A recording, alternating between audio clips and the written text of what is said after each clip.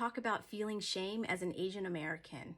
Growing up, I was taught to perform, and it was the only way that I received attention and love. Getting good grades, cleaning up my room, being the perfect student or the perfect whatever, fill in the blank. That was the name of the game for me. I had no idea that this would later impact me in such an unhealthy way when I became an adult.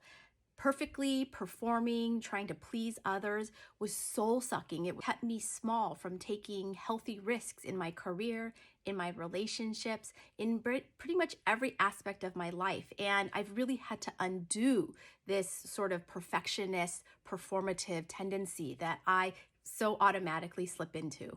Admitting that out loud is excruciatingly difficult, especially as someone who has been trained their entire life to keep their emotions right here, and to never let people, see you sweat, essentially. In general, as an Asian community, we are trained to project happiness, to project contentedness, and to keep everything behind closed doors. And I know that historically that has been the case for safety, for security reasons.